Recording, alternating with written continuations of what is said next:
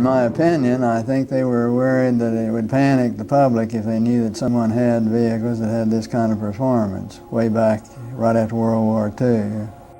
On a clear night in February of 1951, Lieutenant Graham Bethune sat at the controls of a U.S. Navy transport plane en route from Iceland to America.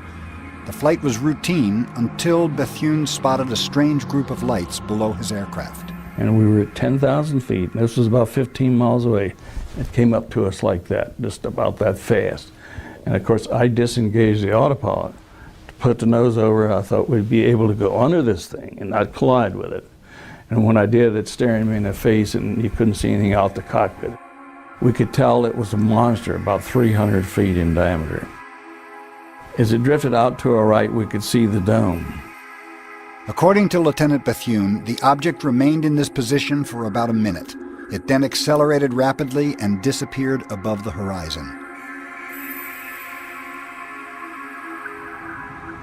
Upon landing at an air base in Newfoundland, he was debriefed and interrogated by several officers from Naval Intelligence. At the conclusion, he was ordered to never speak about this incident again.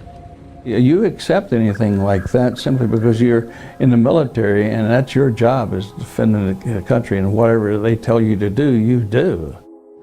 The identity of the group responsible for imposing the secrecy around the UFO issue was revealed to Lieutenant Bethune several months later in a conversation with an officer from Naval Intelligence. And I asked him the question, I said, what happens to this report? Where does it go?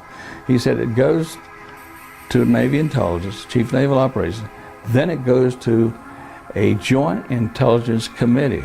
Now, of course, later on, I learned that it was MAJIC, which is Majority Agency Joint Intelligence. Now, he said this was a small committee, but this committee determined whether it would affect our national security, that if it did, it would probably never go anywhere else.